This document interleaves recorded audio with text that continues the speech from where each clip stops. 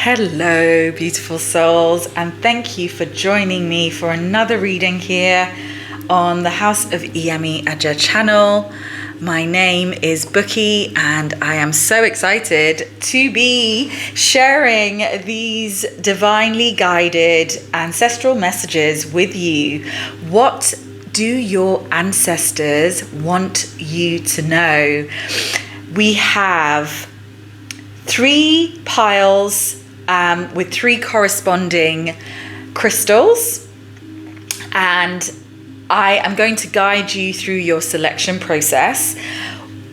My name's Buki, as I mentioned before, and I am a conduit for spirit. I work with the divine ancestral mothers who are the Iyami Agate in relation to the Yoruba pantheon of West Africa. I am a seer, an intuitive artist, spiritual life coach, a counselor, and a holistic therapist. I am trained in a myriad of different modalities. There are links in the description box of this reading that will take you to my website, as well as my social media channels, where you can learn a little bit more about me. And I will also leave my email address below if you'd like to reach out to me in relation to anything that comes up in this reading. If you'd like to inquire about booking a spiritual guidance session with me or having one-to-one mentorship. I work with a myriad of different modalities, as I mentioned, from yoga to energy work to crystal healing to plant medicine, and I'm certified in a lot of these practices. But without further ado, let's get on with this reading. It's a really beautifully guided, divinely guided set of channeled messages. The ancestors wanted me to deepen into conversation about your healing process, in all honesty, and in relation to the fact that a lot of the time we receive signs and symbolism from our guides and our ancestors, from the universe, from Mother Nature, and we don't often, at the beginning of our spiritual journeys, quite know how to decipher the meanings of them, right? It takes practice to expand our spiritual literacy, but it also takes belief, and it takes returning to our guides again and again with the same questions, right? Until we develop a vocabulary with them, so to speak. So perhaps there will be a message within these cards for you. Now, there are 3 different piles. I'm going to give you 30 seconds to a minute to meditate on the cards. Or meditate on your ancestors, I'm going to invite you to take a deep breath and then shut your eyes.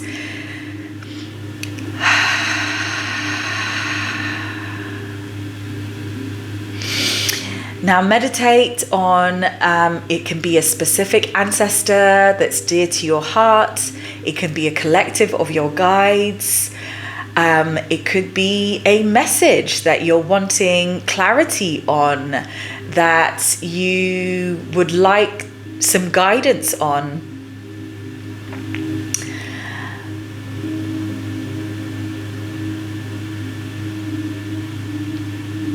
Try to focus on the guide, the ancestor, the question that you have.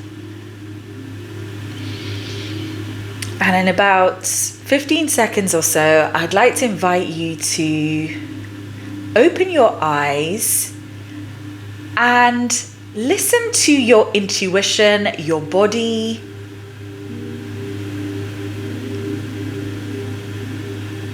Which pile or crystal or card image first draws your attention? Which one seems to be pulling you in its direction? Whichever that card is the one that probably holds the most potent message for you. That doesn't mean that any of the other piles will not contain messages, but what I would suggest is to start with one, pick a crystal, pick a card and pile, and head directly to that. The timestamps are going to be below for you. If you do find though that the message doesn't fit, don't try to make it resonate, or don't try to make it fit, because you'll be shifting away from the guidance that is specific to you. What I would suggest is that you pick another card or pile and head to that message. You are more than welcome to watch all three piles, but as I say, it's really, really important that we don't try to find a way that an aspect we are dealing with or something in our lives sort of corresponds to the message given. We really have to listen to our intuition as we are, taking in the imagery of the cards and the words, that I'm sharing with you. This is also how we practice expanding our spiritual literacy and expanding, our own intuitive awareness and knowing. So let's start with pile 1, which is the phoenix, which corresponds with this beautiful amethyst crystal. Pile 2 is the eagle and the flowering agate. Pile 3 is the wolf there, and this beautiful obsidian crystal. So I'm going to put these two away, and we will start with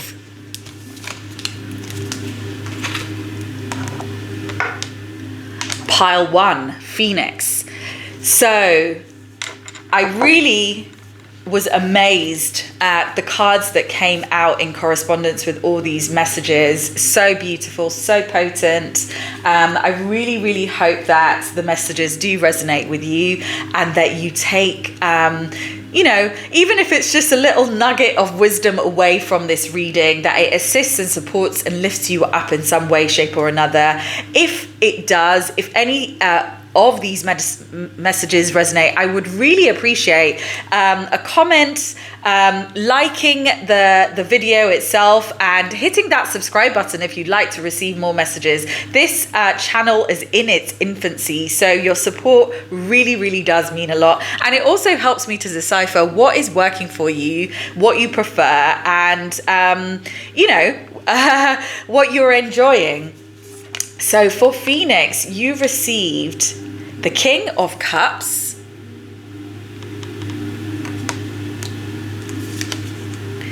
you've got the Love,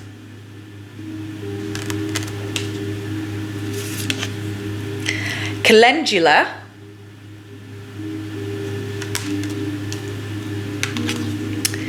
and Twin Flames. So straight away, as I pulled a card each from the 4 different decks and sort of meditated, I did take some notes, which I might refer to. What instantly struck me about this pile is the fact that it's speaking about profound growth, pushing through obstacles, really leaning into your self-belief and strengthening your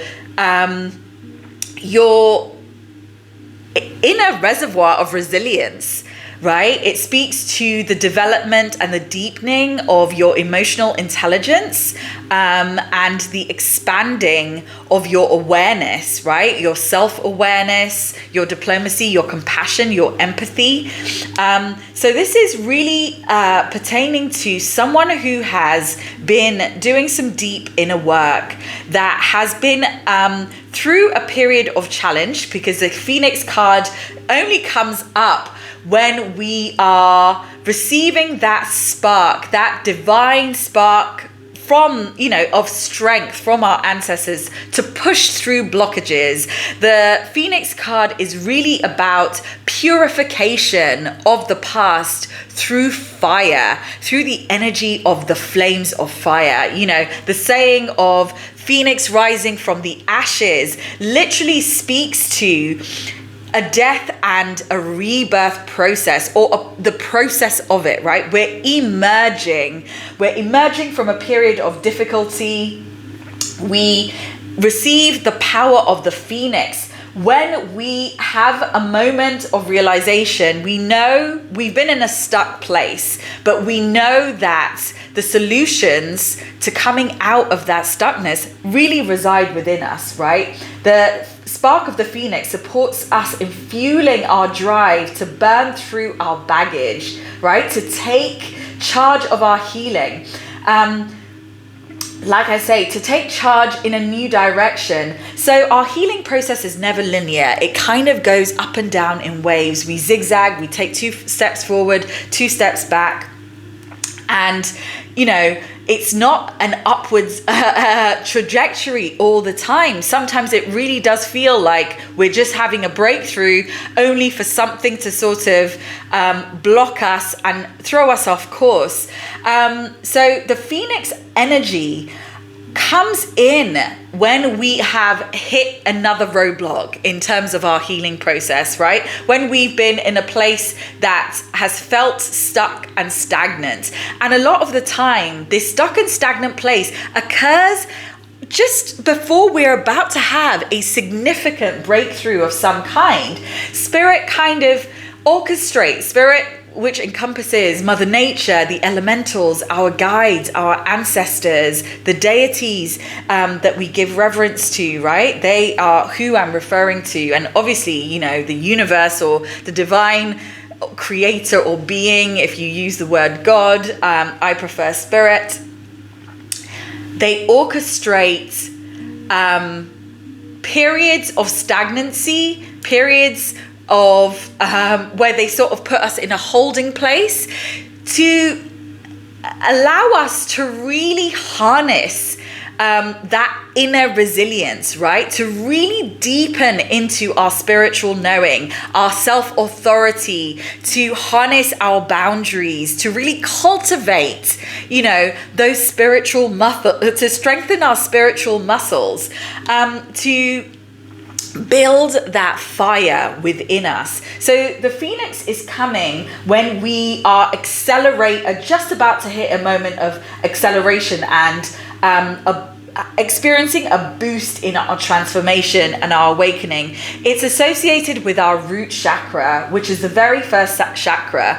And the root chakra, when it's balanced, relates to our stability, it relates to our past, our childhood, but it also relates to our distant past, our ancestral past. But because of that, this is also where a lot of our wounding resides, right? A lot of us, might have had, difficulty in our childhoods. A lot of us, even if we had the most sort of balanced, stable upbringing, we all have incurred some form of childhood trauma or wound. The difference is the scale and the depth of it, and also how supported we were during that time, or whether we didn't even acknowledge the wound when it occurred, right? So our root chakra is the home for a lot of this childhood wounding. It's where our mother and father wounds reside, but it's also where our ancestral wounds lie. Now, whoever I'm speaking to here, or this group, you have really been doing the work. The King of Cups does not come in to a reading unless, especially if it's pertaining to an ancestral message, and to a specific person or individual. And this is a collective reading, but it's for a small group of you. The King of Cups speaks to, he signifies and embodies emotional mastery. So you really have been digging in to your healing work. And the phoenix only comes up, like I said, when we are accelerating, when we are actually heading towards the finishing line on a deep healing journey, right? Healing isn't linear and it's lifelong to a certain extent. But when I say the finishing line, you are wrapping up a cycle, right? A chapter or a season in your life. And this season could have been for a number of years, a handful of years. This could be a Saturn return, a dark night of the soul. Either way, you really have been doing the work. The King of Cups comes to us to remind us that we have harnessed the ability to be compassionate, to be diplomatic, to be empathetic. And empathy, even though it's an innate human trait and value, we can lose that over time as we get jaded, as we become a little bit sort of cynical, as we, you know, depending on how deeply spiritual we are. It's not to say non-spiritual people can't be empathetic. What I'm trying to say is that in our materialist, you know, fast-paced, hyper-modern, technologically driven, capitalist society, you know, empathy isn't actually championed. Individualism is, right? Survival of the fittest mentality, dog-eat-dog mentality, you know, competitive culture is what we are being reared towards in the West here, right?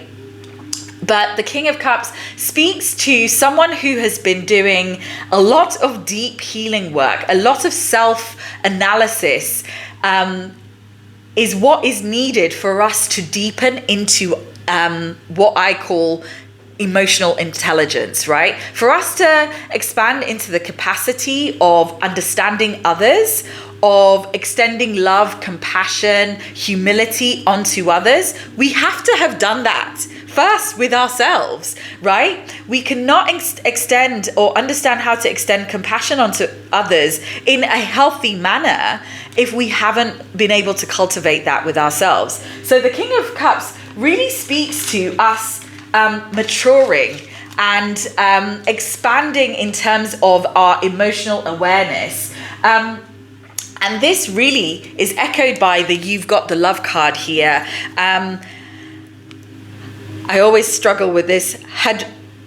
Hadrian energy, codependency, boundaries. I know that this card really speaks to empathetic beings, right? Empathetic beings who are highly sensitive, who actually thrive best when they are caring for others, or when they're nurturing others in some way, shape or form. And what I mean by caring and nurturing, you know, that takes shape in a myriad of different ways, right? This could be, you know, in how you rear your children, how you interact with your immediate community, meaning your friends and your family. Or it could pertain to your profession. If you're in a caring field, you know, you're a facilitator or a practitioner of some kind, an educator perhaps, a space holder. But in terms of this Hadrian energy, it also speaks to someone that can give too much, to the point where they become quite drained and are you know, invite sort of lower vibrational energies in, you know, to their field, to their energetic field, and also, you know, within their sort of like material sort of reality. So this card is a little bit of a card of caution, but it acts in a dual purpose, right? Because it also invites us to question the ways in which we might be codependent on other energies.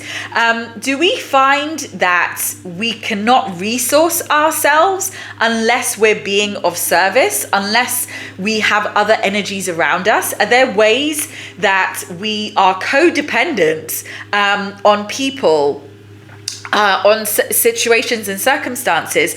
Or is it a case where we don't and we haven't practiced affirming our boundaries onto others, and end up being worn out because we are giving more than we are receiving, right? So this card speaks to the fact that we, in order to really sort of harness our emotional intelligence, to master ourselves emotionally, to master that balance, that duality between our intellect and the emotions. You know, the King of Cups is sat there on his throne with waters behind him, which symbolize the purification of thoughts, right? The mastering, and they're quite calm waters, the mastering of emotions. But are we able to communicate them? Are we able to communicate our boundaries? This really speaks to this twin flame card too, this search for connection.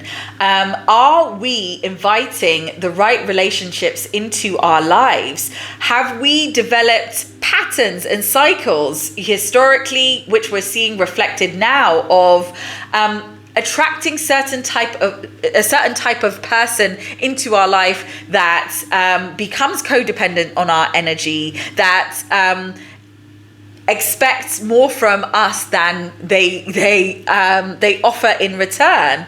Are we attracting folks that are gaining something from being in our company? Are these authentic relationships? So in terms of twin flames, most people always relate to them from a romantic perspective, right? We tend to see twin flames as romantic relationships, but twin flames also speak to, our soul tribe, right? And platonic friendships. I believe, and this is because of the Yoruba perspective, the Yoruba spiritual perspective of the Egbe, who are our soul tribe, this family of soul beings and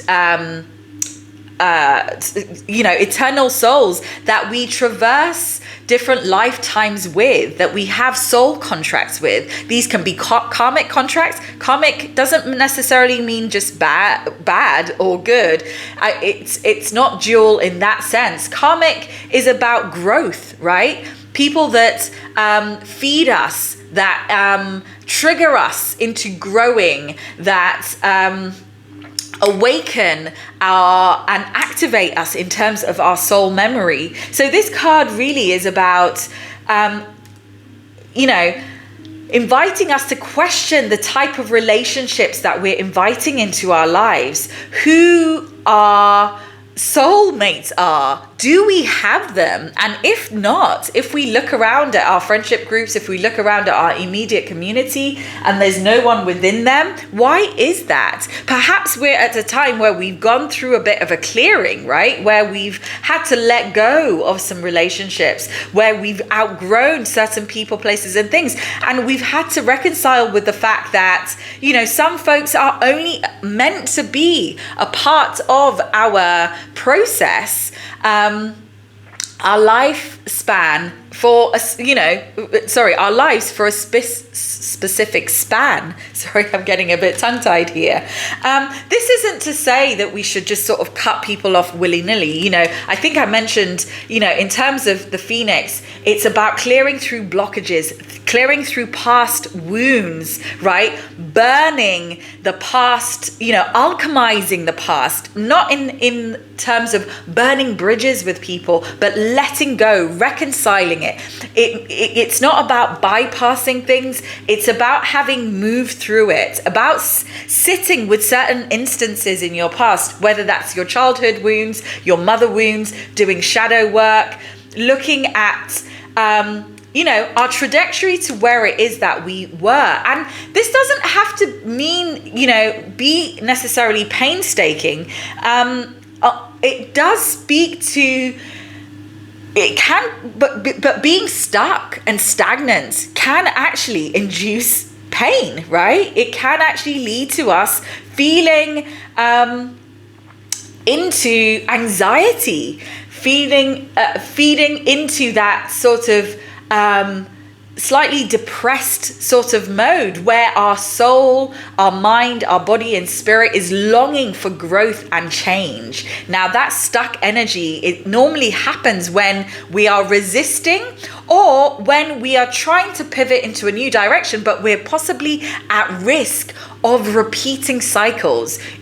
Which is why I spoke to spirit sort of colluding with aspects of our environment to sort of sometimes put obstacles and blockages in our way so that we are held for a moment, right? To reconsider, to sort of deepen into these wounds, to question why it is we're feeling stuck, to draw dots between our environment, our profession, our lifestyles, our current relationships, our past relationships, you know, the wounds that we haven't healed yet. So this twin flame card really actually speaks more to karmic relationships, right? The people that we call back into our lives. So spirit will invite folks into our lives to teach us lessons, meaning that the same person can show up time and time again until we have learnt a lesson. Now that person could show up as our romantic partners. We might have been at a phase where we're, you know, having a little bit of a break from romantic situationships, or you know, having just being single for a while, moving into a space of celibacy maybe, so that we can purge, cleanse, and also reflect. Perhaps we've had a cycle of heartbreak, repeat heartbreak, where folks have let us down or betrayed us. This is what I'm speaking to in terms of those karmic soul ties and soul mates, right? We don't often see them as that. But in fact, if we glean the wisdom, if we're able to, and this can be with the assistance of, you know, a spiritual counselor, a therapist, plant medicine, whatever your modality is, right? Or just a period of deep reflection, we can start joining the dots. Why is it that I've had 3 relationships over the last 10 years that have left me heartbroken? You know, and you can draw similarities, heartbroken in a sense where you can draw similarities in the situations. You are, you know, you're betrayed, they cheat on you, or they end up being codependent on you financially, emotionally, to the point where you are worn out, you're depleted, and you know it basically is sucking the life out of you, right? Who are you attracting into your life, and why is that? Spirit will invite the same person with the same characteristics into your life time and time again until you have reflected on why it is you're attracting this same person. Now, this can be also in platonic relationships, right? We also have karmic contracts with our platonic friendships. We trauma bond with people, and we do so unconsciously a lot of the time because of the energy that we're vibrating at, right? This, when we get into energetics, it all actually comes down to, you know, who do we resonate with? The folks we resonate with are often the people that are resonating at our frequency. Sometimes we will resonate with folks who are a higher frequency, which we're aspiring to, right? We can be in a sort of depressed state, but resonate with folks who are, you know, joyous, healed, and not in that same stuck energy that we're in. But the truth of the matter is, a lot of the time we attract folks into our lives that reflect the wounds that we need to heal to us, right? They'll reflect aspects of our personality. So if we find that we're being triggered by certain people's behaviors, that's actually an invitation to shadow work, to aspects of ourselves that we have shunned, that we're not actually looking at, or we're in denial about, perhaps. Perhaps we think that, we have a belief, for example, that we are quite self-reliant and confident in terms of knowing our emotional needs and knowing our emotional capacity. But at the same time, we sort of tend to attract or seek out mates who are more emotionally expanded than us. That isn't a bad thing. It's more just if we then expect them to be there every time we get stuck. Of course we want support from our partners, but we can't also expect them to provide us therapy, to sort of, carry us through these periods of depression, because that can be a heavy burden on them. We also have to cultivate the strength to manage ourselves, right? To be able to decipher what it is that we need to add to our toolkit. If that is an outside resource, assistance from a professional, or if that's something that we can resource or expand ourselves. So all in all, this card is really speaking to someone that is getting, you are at a place where you've been sitting with all of these insights and questions, perhaps, right? You've really been doing the work. That Phoenix is, like I say, testifying to the fact that you are moving through this period of transition. You are actually in that arc of transformation at the moment. And this calendula card, I think, really just sums it up. It really speaks to purification, this card. It speaks to childlike innocence and joy. It speaks to humility, trust in life. It also speaks to new beginnings.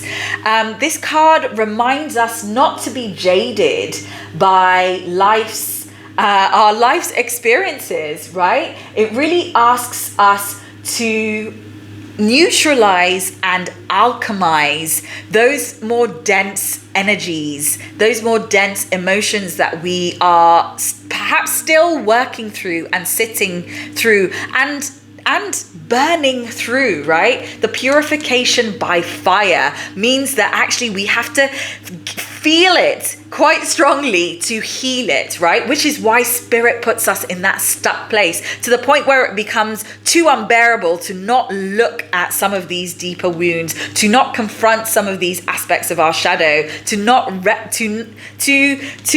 be able to deny these aspects of our past, right? And again, we might rise like a phoenix from the ashes multiple times through our duration, through that chapter, through this season of healing. It's not a one-time event. And calendula is really, I think, a bit of a nod on, a pat on the back and reassurance. That sounded quite patronizing. A hug from Mother Nature herself and your guides. I say it sounds, because I actually hate pats on the back. I find them quite patronizing.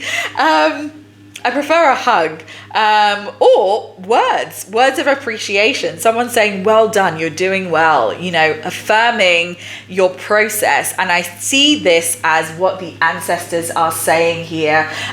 This card for me really gives me Page of Cups and the sun energy. It's ruled, calendula is a herb of the sun. It's a solar herb. It purifies the air and the space within which it grows.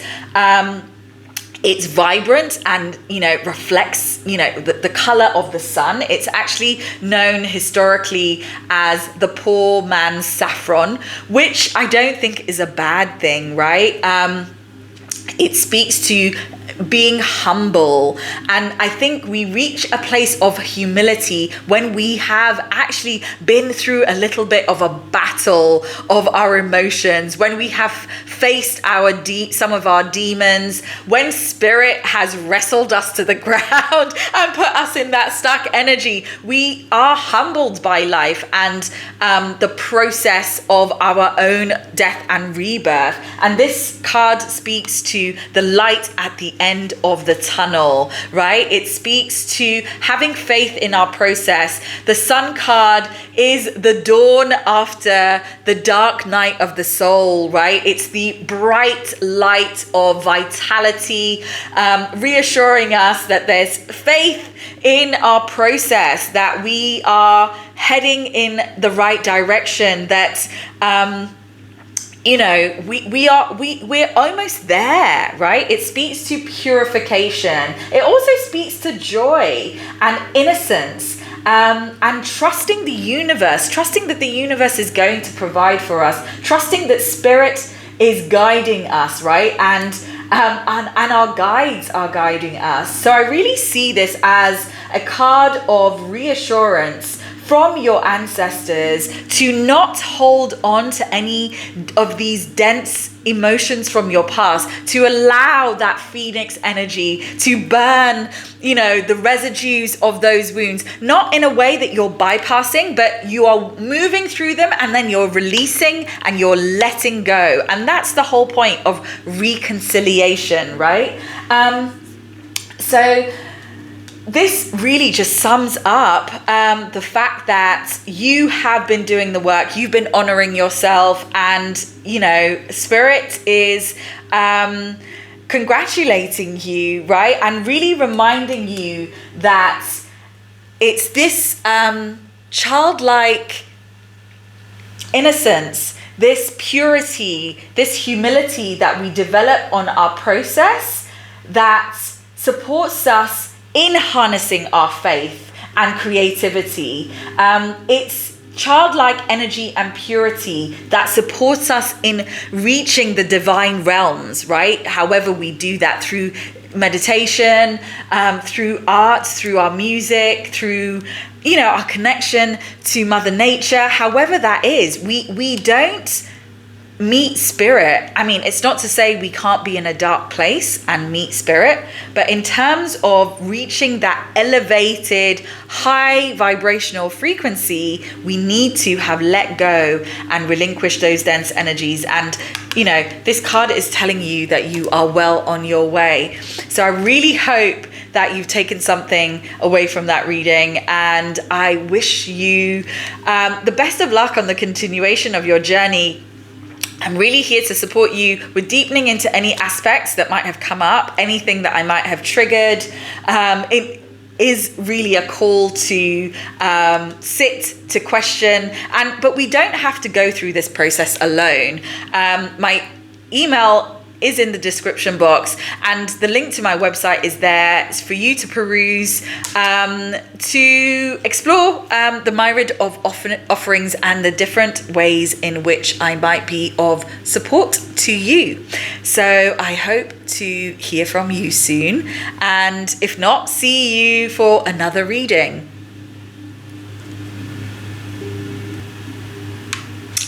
Hello, pile 2. So you chose the eagle,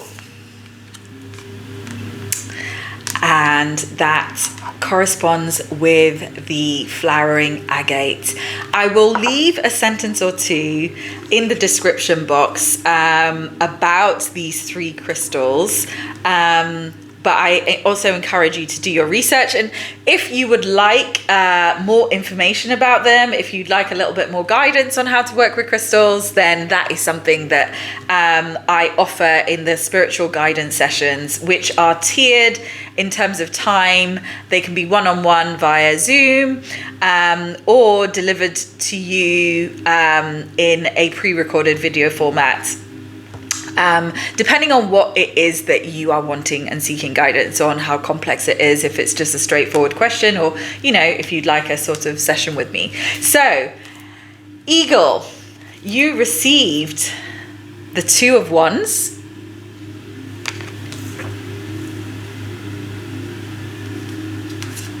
We, the Hearthers. St. John's Wort, Radiance.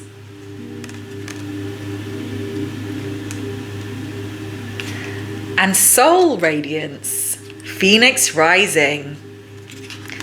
Now I know, because I've obviously done the readings, that there's a little bit of a correspondence from the very first pile. So you might have had a little bit of difficulty trying to decide between pile 1 and 2. So immediately when pulling these cards from the deck and sitting and meditating on the message, what I received was rebirth and, huge growth, but also deep challenge.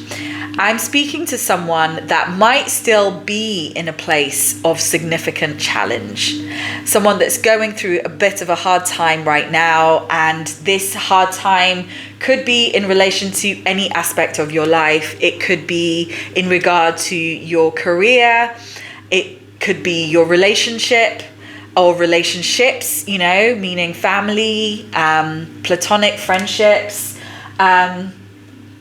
It could be in terms of your health, perhaps, right? But I'm speaking to someone or a group of individuals who are still in the thick of it, who are persevering, right? You are deepening into your inner strength and resilience.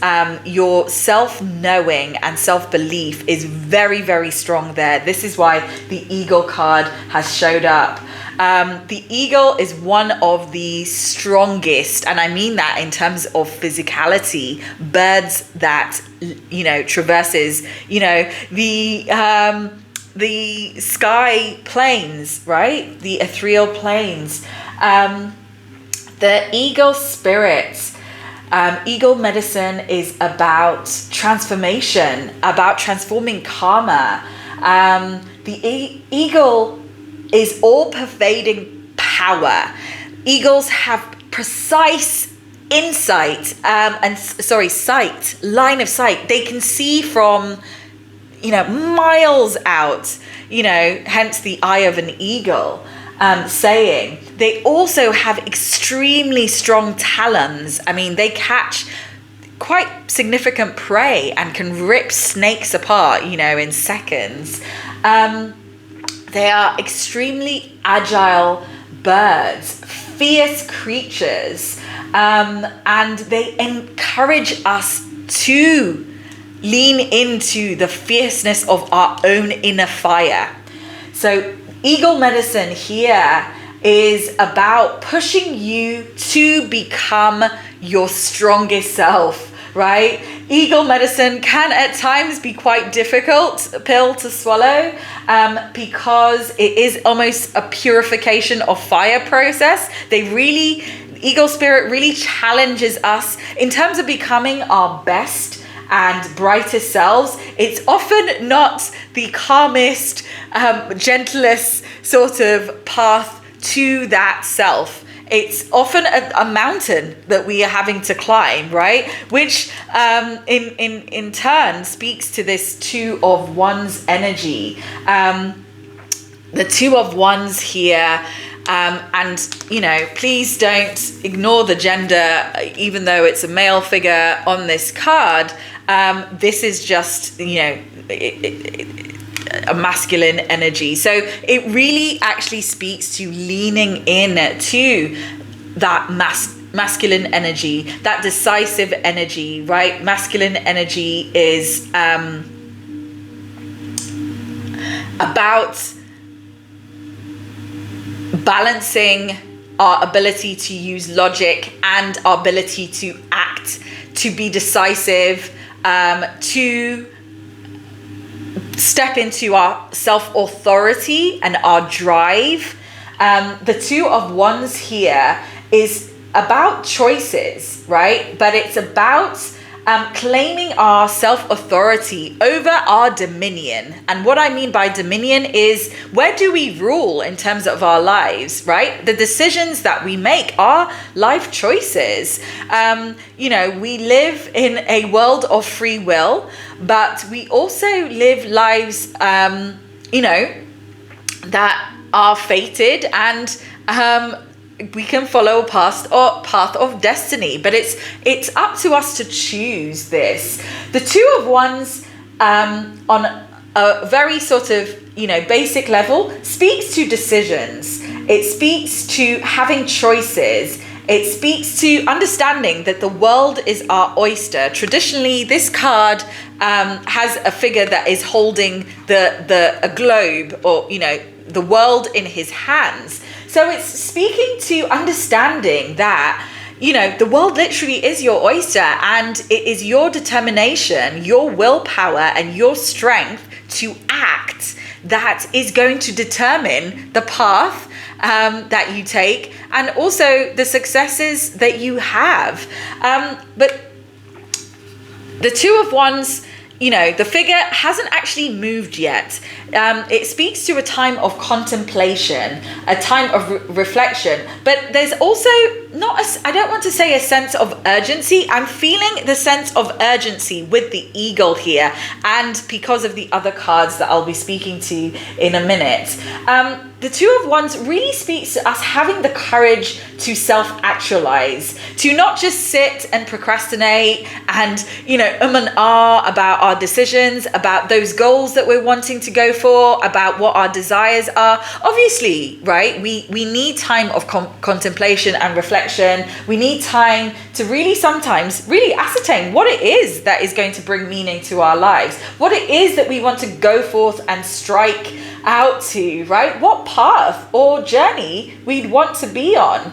And the world symbolizes these choices, right? The wands symbolize these choices of paths. The world symbolizes the options, the power, the potential.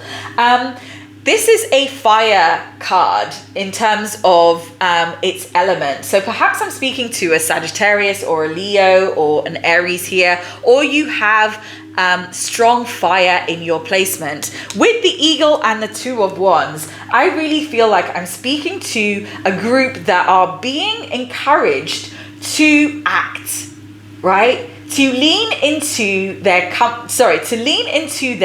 sense of ambition and drive, their self-knowing, in order to make that decision that needs to be made that allows them to step outside of their comfort zone. I really feel that is why the eagle energy and eagle medicine that I spoke to, sometimes being a bit of a bitter pill to swallow, because the eagle sort of can actually come in and pushes us because we have been spending too long trying to make a decision but not necessarily acting. So this might be a little message from your ancestors. What is going to bring you joy? What decisions have you been sitting with that you haven't been acting on, and why is that? Why might have you been putting some aspects of your passions, your desires, your goals to the back burner? What growth wants to come through? The leaves on these wands symbolize growth. So there's new growth that wants to be tended to, but the individual and the Two of Wands energy needs to step off that elevated mountaintop, right? He needs to kind of go further. He needs to push himself out of his comfort zone. And in a sense, this is what the eagle medicine is there to do, to encourage you. Say, your ancestors are encouraging you. You're in a great place now. You've been doing well, but part of why you might be in a period of struggle, like I said, is because your soul is seeking growth. There is something that's wanting to emerge from deep within you that you have been turning a blind eye to, or putting on the back burner, or dismissing because it's not the right time, you're not ready, you haven't got this, that, and the other in place. Spirit and your ancestors are urging you to go for it. In fact, they're telling you that the time is now, and they are here to support you in your process. I just rearranged the cards because I want to speak about the St. John's Wort Radiance card first. St. John's Wort is revered in a myriad of different cultures of the global south, around the world. It has an ancient history, which I'll not go into now, but it's known as like the holy grail almost of herbs, because it supports the healing of a myriad of different ailments, from actually healing physical wounds to supporting us in healing anxiety, depression, it's a protective herb that is seen to warn off evil spirits. In the ancient days, folks used to burn the herb in their home because they saw it as warding off evil spirits. Christians used to use the herb in exorcisms because they felt and believed it dispelled evil and demonic entities from the individual's body. So St. John's Wort is a galvanizer. The word radiance there is asking us to shine.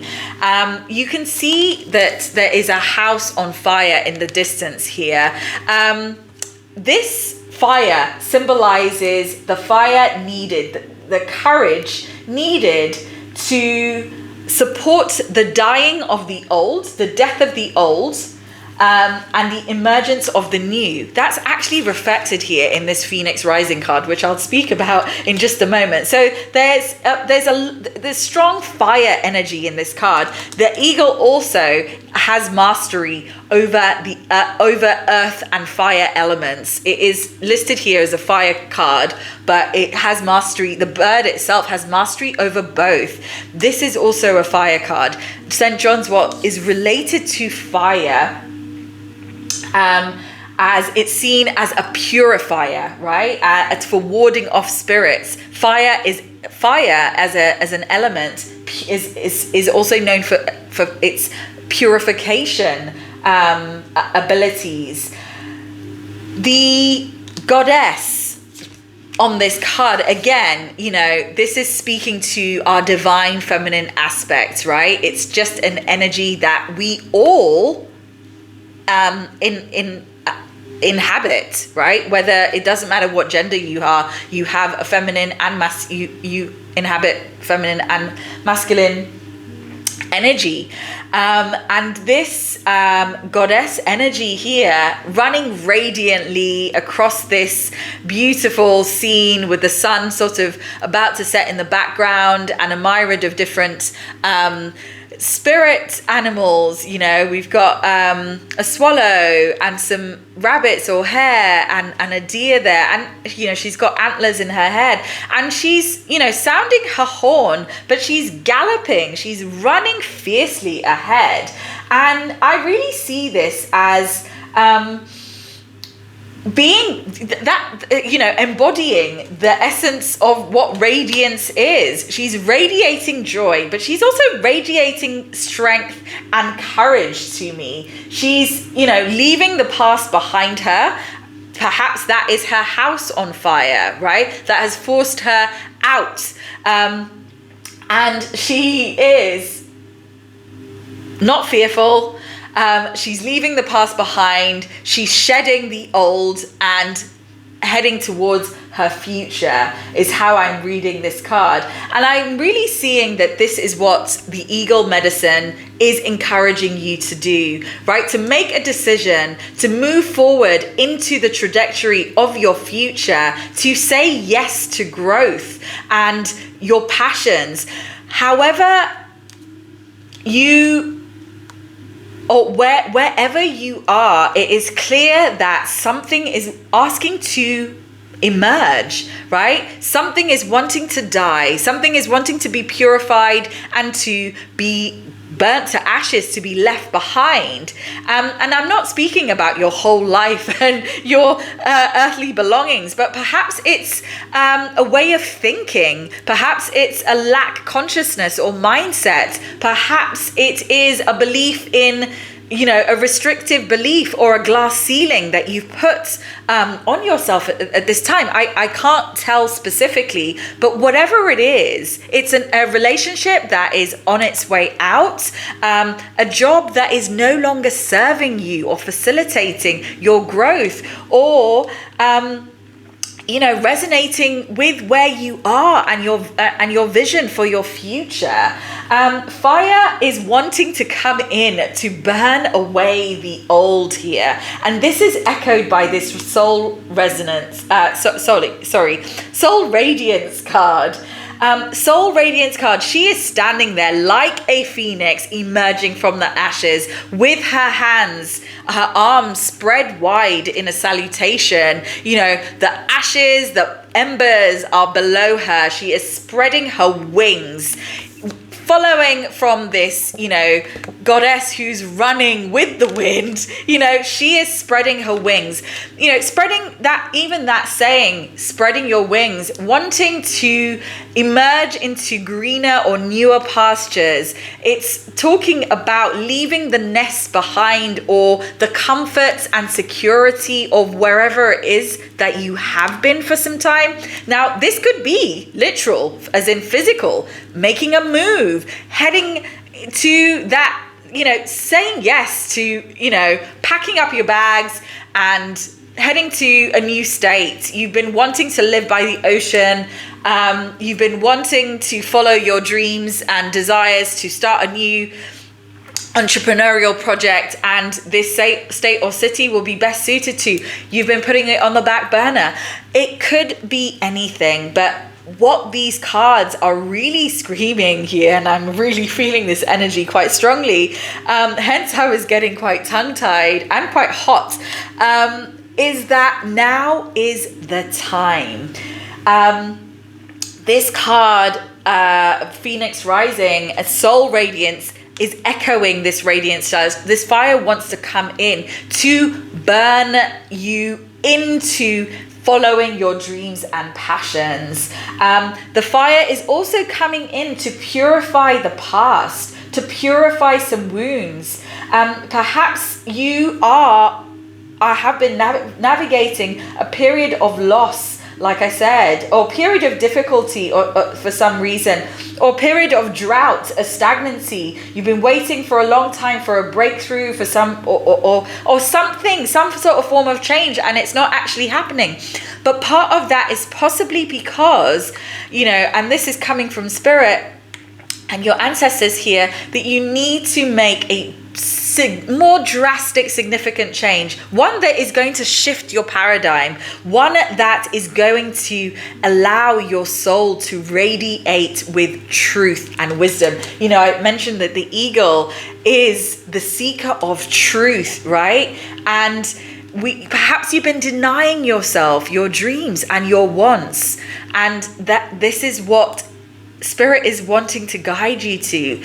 When we go through these periods of stuckness, we are often being put in, a placeholder is being put on us by Spirit and our ancestors, so that we can distill the truth of our situation. What is really at the root of our dis-ease, right? What is the root of our money being, not coming in? Suddenly we lose a whole load of clients.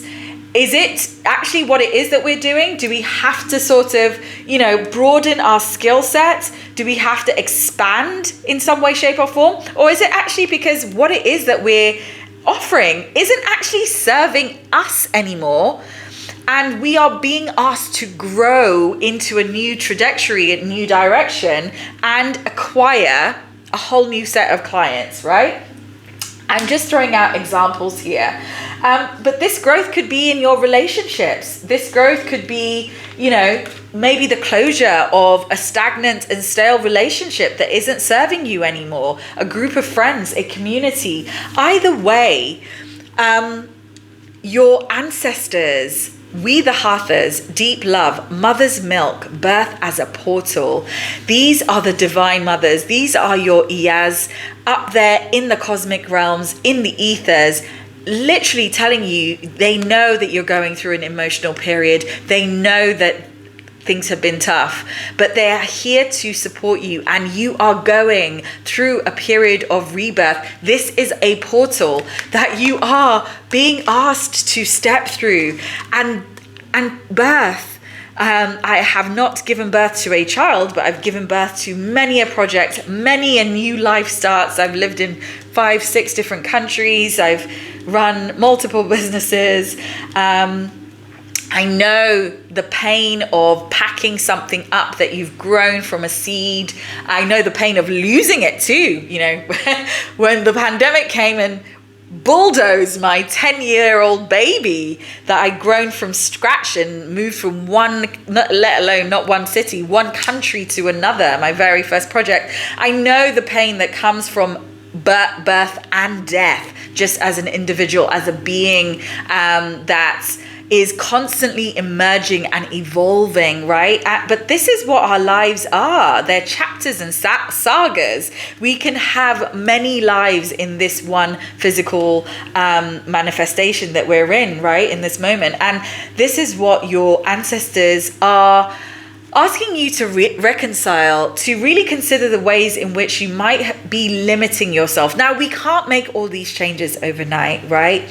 But we can seek guidance. We can seek spiritual guidance. Our mothers are here to support us.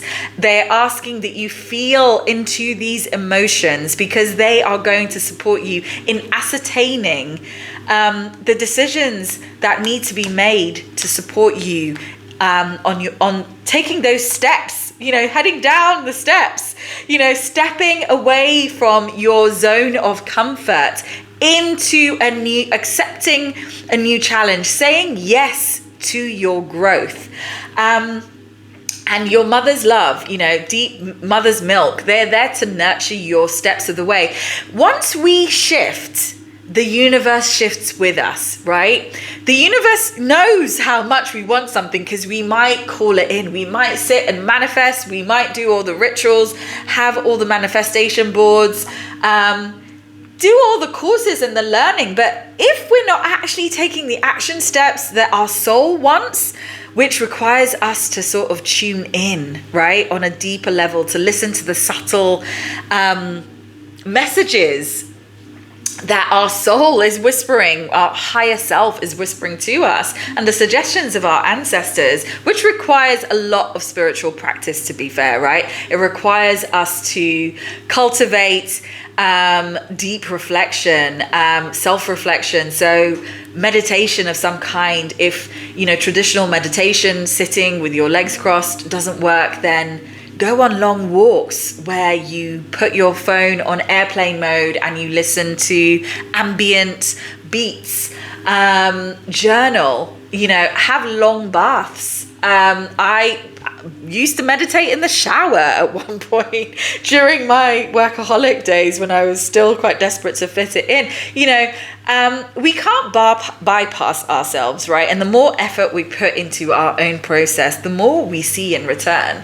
So carving time out to really tend to this process of our birthing, of our letting go, is going to serve us. This soul radiant card and the St. John's will also really echo each other in understanding that all we need resides within us. That self-belief that everything's going to be fine, that the universe and our guides, and these are all ancestral guides that are urging her along her path, having faith that she's going to be okay, even though her house is literally in flames. This is all metaphorical, right? It's about harnessing our inner inner strength, leaning into that fire of self-determination that resides within each of us, that we can access even when we are at our lowest ebb, right? And sometimes that's when spirit really comes in and pushes something else out, knocks something else, forces us to fall even deeper, right, into the abyss of our own wounds. Because the deeper we go, the further we are pushed, the closer we get to that fire, right? That strength, that reservoir of resilience and courage. Our inner power is deep, deep, deep, you know, in the depths of our being. These cards really remind you that frequency of strength, of courage, of determination resides within you, as does the frequency of abundance, of faith, of knowing that you are going to make it through to the other side. Better yet, this is all for you, right? This is all for you. All that is happening is for you and for your growth and in support of your own emergence. Now, I really hope that message has resonated. I hope that you have been able to take something from it. Please do take the time to leave a comment, to hit the like button, and I'd really appreciate it if you subscribe, and also invite you to check out the links below and perhaps sign up to the newsletter, get in touch via email. I am open to exchanges of all kinds and look forward to having your company for another reading in the future, or perhaps connecting with you in some way, shape or form outside of this space. Hello, pile number 3. You chose the wolf pile with its corresponding crystal obsidian. I'm going to leave a sentence or two of information of each corresponding crystal just to give you a little bit of insight. But if you'd like to deepen into your crystal wisdom, or perhaps, inquire into what crystals correspond with whatever circumstances, situations, wounds that you're healing, or insights that you want to gain. Crystals are healing, but they also support us with expansion, creativity. I mean, any emotional frequency that you can think of, there will be a corresponding crystal. Mother Nature, Pachamama, Mama Duduwa, whichever you want to call her, it has enriched us on this planet with absolutely everything that we need to thrive and grow and excel and heal and emerge. And she's just incredible. I am such a fan and a huge, they're like my pets. I know it sounds ridiculous, of crystal beings. They are family to me.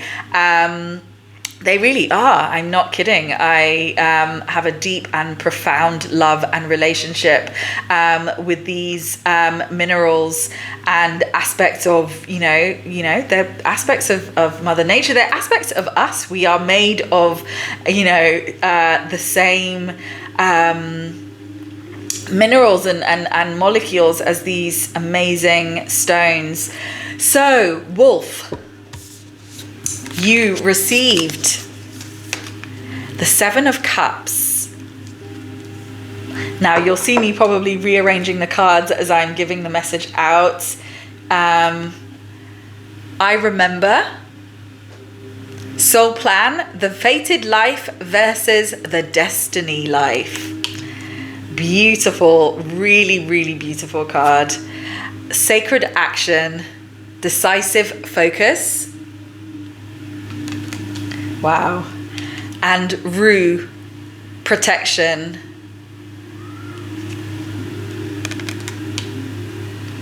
Bit of Leo energy there.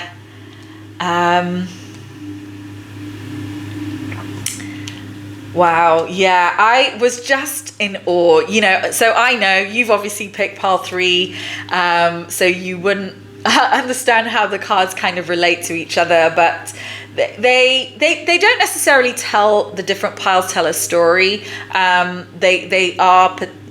They do contain messages, pertaining to a certain theme and aspect, but just the ways in which the ancestors speak through me, and spirit speaks through me, and the guides, and drawing me to different crystals, and how the cards also attune and sort of tell a story. It's just it's just beautiful. I'm just obsessed with spirit and everything that's divine, and I'm just in awe, because it's just so magical and amazing. And we forget that we live amidst so much beauty and magic, unfortunately, because there is so much heartache and pain and despair in the world. But let's get into your message. My wolf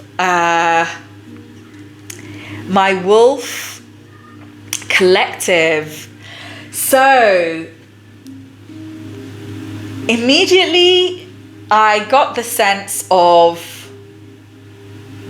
being at a crossroads with this card. With this pile. This is a really, really beautiful message that's coming through about stepping onto a path of leadership, right? But also being at the crossroads. Which way are you going to go?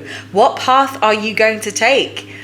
And I feel I'm speaking to a group that have perhaps been sitting in a place of deep contemplation for a time, that have been at this crossroads, a place of confusion perhaps, which is also fine, right? When we are unsure about our next steps, when we don't want to make the wrong decision, we might have been feeling a little bit of emotional overwhelm there with the 7 of Cups, with the multiple options that are kind of popping up, confusion about what might be the right choice. Either way, you are at a time that is potent with emergence and change. And this is a significant period in your life. I'm speaking to a group that I'm not getting a sense here that Spirit is saying there is one way that's correct and one way that's incorrect, or one way that's going to serve you and one way that isn't. It's more a case that either path, if it's just 2 choices that you're being faced with at the moment, you will know that they're going to be quite different and lead you in contrasting trajectories, right? So I'll speak to the wolf card first.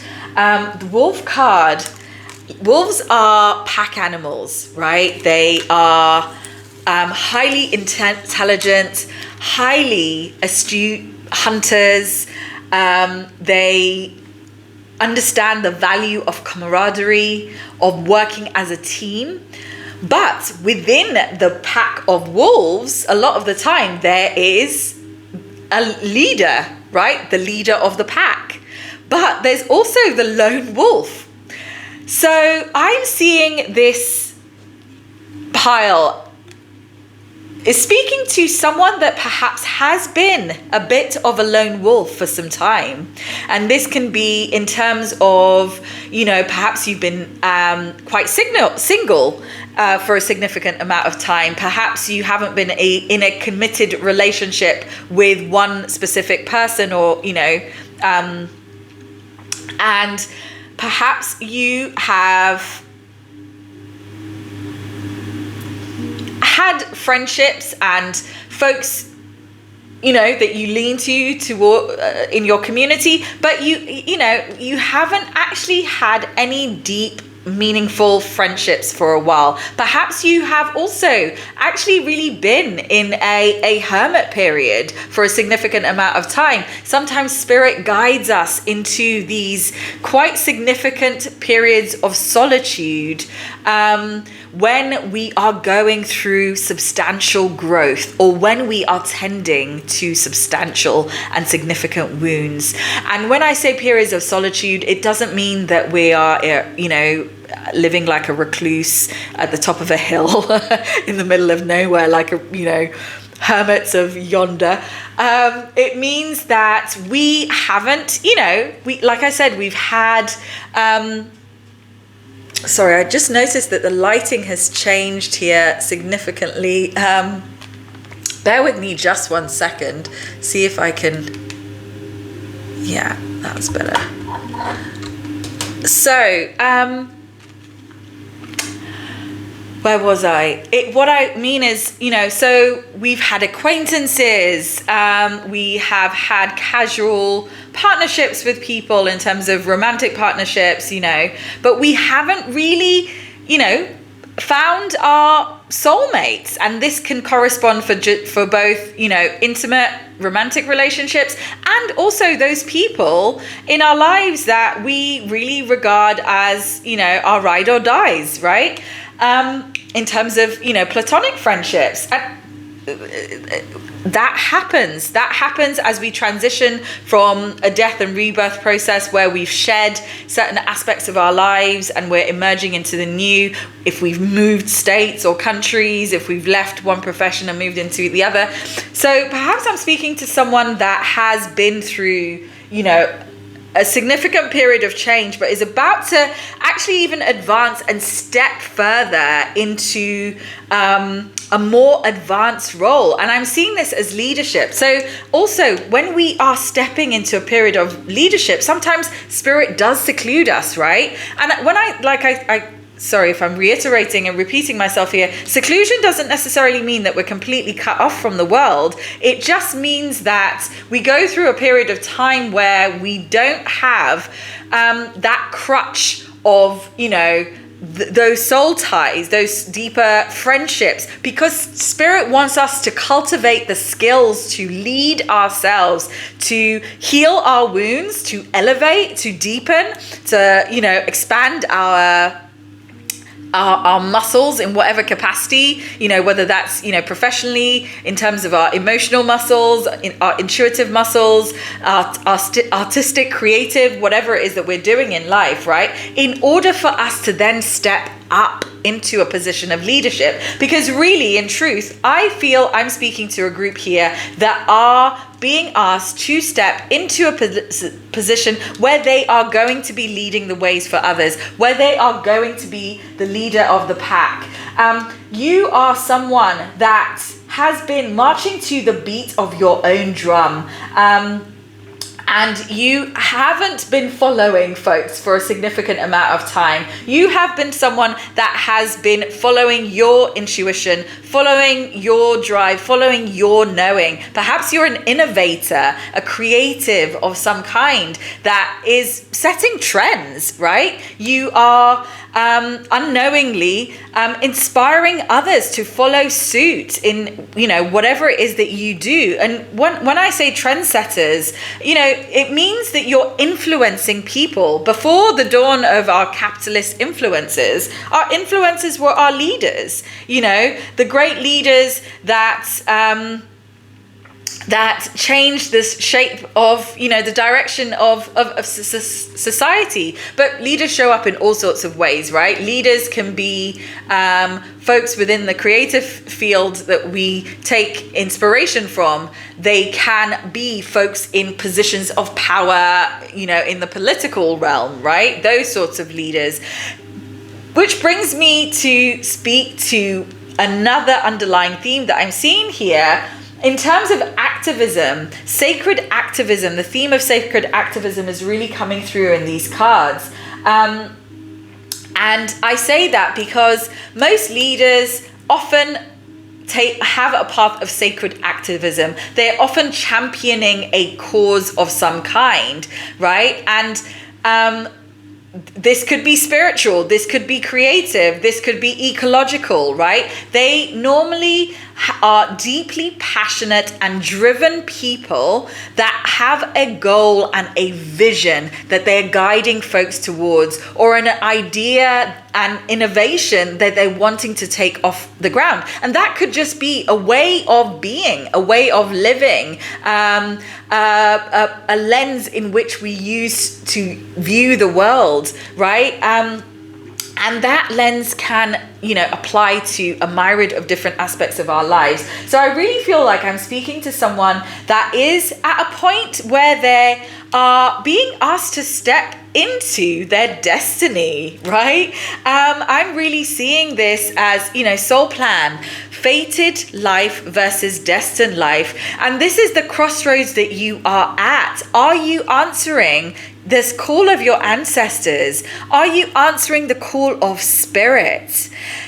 Before we arrived on this planet, and I am not saying I'm sharing this as my truth, right? This might not be yours. You might resonate with it. It might inspire you to deepen into your inquiry and expand your belief system. But I believe that before we entered this realm, encased in this, skin suit, this avatar, our soul agreed to a path. We chose all that is happening to us in this very moment. We, in fact, probably even had a glimpse of it. Now, I know that might sound controversial, especially for those of us that haven't had an easy trajectory. Perhaps we've had a really challenging, last few years, or we had a traumatic history in childhood. But we agreed to these aspects of our journeys to enrich and to expand our soul.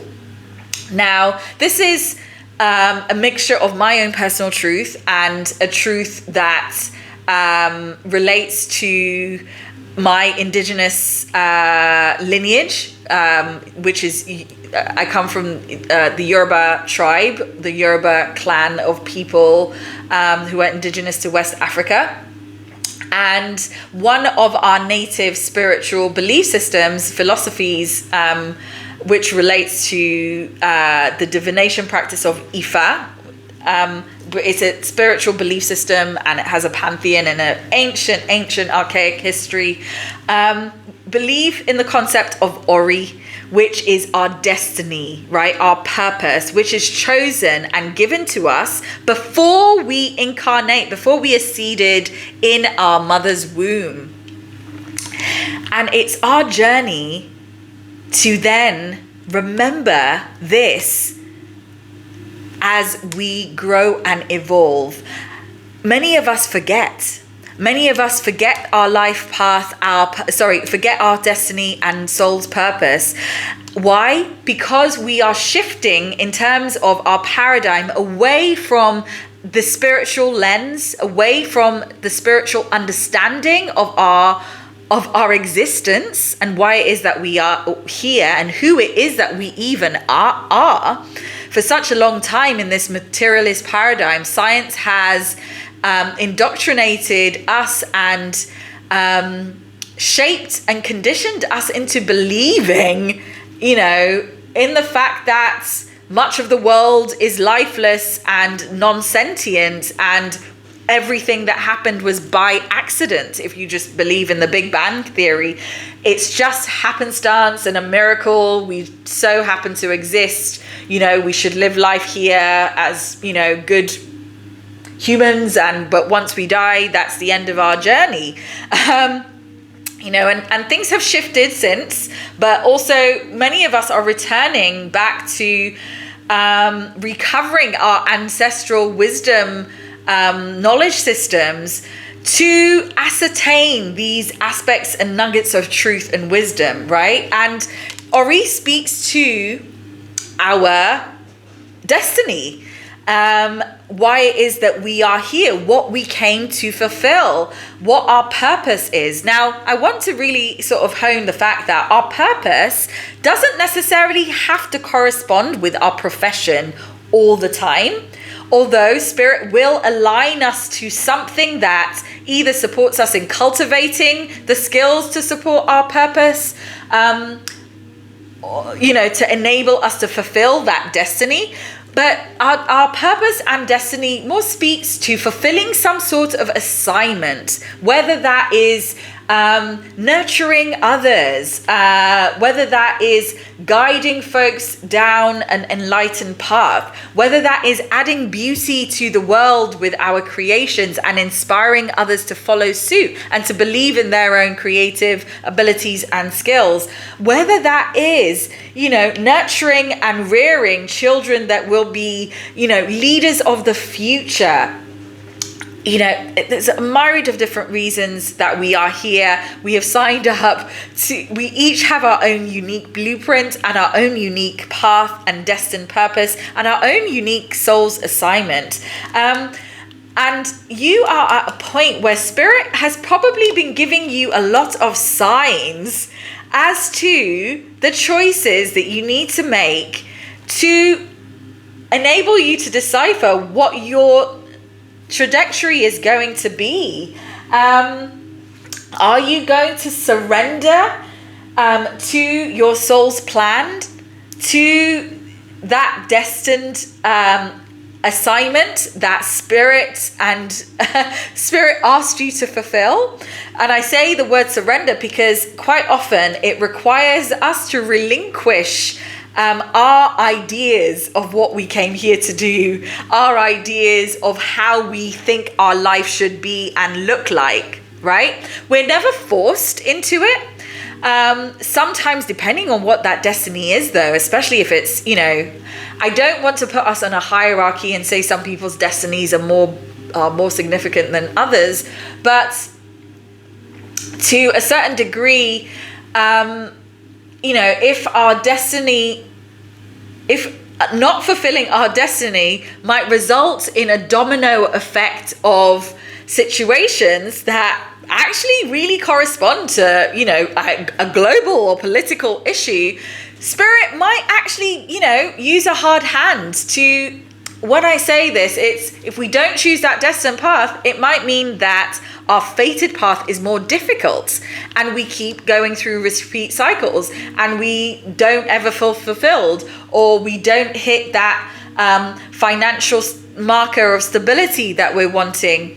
All of those are signs that we might not be on the right path. Spirit will never force us, but Spirit might make things a little bit difficult for us because that's just how Spirit kind of works.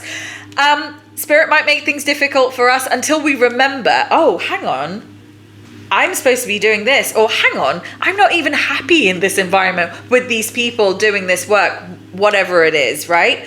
So these periods of stuckness, these periods of stagnancy, confusion, where things go wrong, spirits and our guides are trying to get our attention, right? And trying to get us to pivot into a new direction, or to make a different choice, or to shift something. So you are at a point where you are being guided to make a paradigm shifting change, and this requires faith and courage. The cheetah here on this card, sacred action, is actually encouraging you to step into decisive action, right? The cheetah is focused, one of the fastest and speediest mammals in terms of their running ability, in terms of their agility, right? They're streamlined, they have a sharp eye, and in terms of hunting, you try to outrun a cheetah, it's pretty hard. Once they have their goal and their mindset on their target, it's full steam ahead. So you've got some cheetah medicine here, encouraging you to step into focus and attunement. Now, this isn't an encouragement to make a decision straight away, because the Seven of Cards is actually also inviting you to consider very carefully your choices before you make them. The focus is suggesting that you need to clear your mind. Focus means, clearing away the distractions, possibly actually inviting and welcoming a period of solitude, or heading on retreats, a vision quest, so you can deepen into the dialogue with your higher self and with your guides. The Seven of Cups really speaks to being to having perhaps scattered energy, to also be fearful about making the wrong decision, right? It speaks to contemplating our choices before we make a choice, because some of these are illusions and some of them clearly are not choices that we want to make, right? The message of this card is that, all that glitters isn't always necessarily gold, because these cups, even though they're gold cups, they contain, some, the ghost, for example, this sheet signifies a ghost. So it's an illusion. There's nothing really in that. It's pretending to be something that it isn't. You've also got a snake energy, which isn't seen as positive. The dragon you can take. It depends on what your attitude is to these reptiles. So the idea there, are you going to aspire towards the diamond just because it's shiny, or is it actually going to bring you joy? These are all just symbolisms for the options that are being presented to you now. Now, it's not to say that you have as many options in terms of your path right now, but perhaps you have been adding things to your plate. Perhaps you, in your confusion, have been creating more choices, rather than sort of whittling things down, which is why I see that this decisive action and focus card is here, getting you to sort of see things for what they truly are and could be before you decide on which one to kind of go for. So contemplating, if you took this option, what would be the repercussions? Where would it lead? What are the positives and the possible negatives, perhaps? We don't want to make rush decisions, but we also don't want to sit in procrastination mode for too long, because that actually can sort of exacerbate things. Hence, you've got this cheetah medicine coming in, urging you to really sort of cultivate a practice to get you into focus. Perhaps you need to clear some stagnant energy. Perhaps you need to move your body to become, the more physically agile we are, the more mentally agile we are, the more spiritually agile we can become.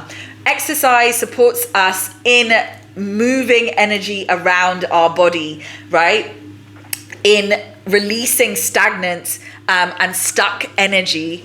This light keeps changing, I apologize. And clearing blockages. So I'm seeing this, cheetah medicine as really sort of inviting you to cultivate practices or lean into practices that will support you in attaining focus, right? And when we have that focus, when we're able to gain that focus, clarity comes, and then we are able to take the steps towards decisive action. And this card here, the Rue, protection, Leo energy, another cat medicine is really kind of coming through for you here, is pointing to the need to protect your energy. So historically, Rue, I really enjoyed reading about this ancient herb, which was used by monks, I think, and priests to ward off evil spirits in their churches and cathedrals and sacred religious spaces. It was also used by, just, I think it comes from South America, originates in Peru. Folks hung dried bits of rue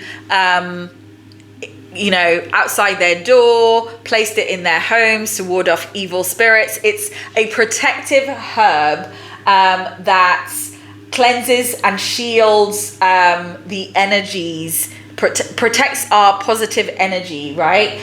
It cleanses and shields the aura from possessive spirits that are low vibrational, sort of vampiric energies that sort of latch on and feed off positivity. So this, to me, is really speaking in terms of advice here, in terms of medicine, that in order for you to ascertain and, shift out of this period of confusion, of feeling sort of scattered and overwhelmed and, confused. It's a very confused sort of energy, which is overwhelming in itself. When we've got so many things coming at us, what could we relinquish from our to-do list? What responsibilities are not pressing? What needs to go in terms of our focus, right? What are we pouring into that isn't pouring back into us? And this is people, places, things, situations, circumstances, projects,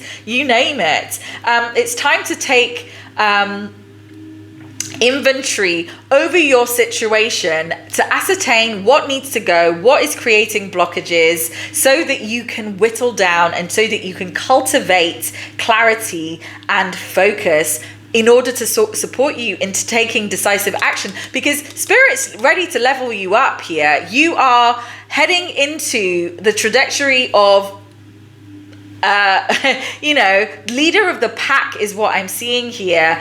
Someone that is comfortable guiding others in a diplomatic way, knows how to work within a team and in a team dynamic, but is also very comfortable sitting, at the top of the throne, so to speak, on their own, making decisions, right? And this can be professionally, this can be within your household, and this doesn't even need to be within a team setting and environment. You can be in a leadership position and be a solo entrepreneur, right?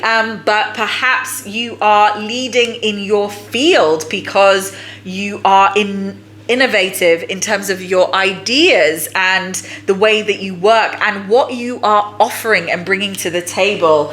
So Rue is here to remind you that in order to cultivate and get to this stage, you need to protect your energy. This is also speaking to me about boundaries, about being guarded with who it is that you're giving your time to, what it is you're giving your time to, right? Our boundaries need to also be applied, not just in relationships, interpersonal and personal, but into our everyday situations and circumstances. How do we need to be better boundaried with our own time, right? What is serving us and what isn't? How do we need to be better boundaried with our habits? And, are we being honest with ourselves in terms of what we are giving time and what what might be eating away, what might be feeding this more low vibrational, negativity or confusion? What is feeding the confusion? What is feeding the overwhelm and that scattered kind of? This is also giving me quite foggy minded energy. Is it some of your habits perhaps? Do you actually need to sort of do a little bit of shadow work in terms of that? This could be anything like being overstimulated because you're on your phone for 2-3 hours doom scrolling before you go to sleep. Perhaps, I don't know, for some reason I'm getting someone that might need to cut back on smoking. And I mean, you know, I'm all for herbs and our plant allies, but perhaps that is creating some fogginess. I know I get, you know, sort of cannabis hangovers, and I use this less recreationally. I don't know if I'm allowed to say this on YouTube. You know, I'm a medicine practitioner, so more in a ritualistic and healing medicinal sort of capacity. And at times it's just not the right, or certain type is not the right type, because it can leave you sort of feeling quite sort of foggy headed the next day.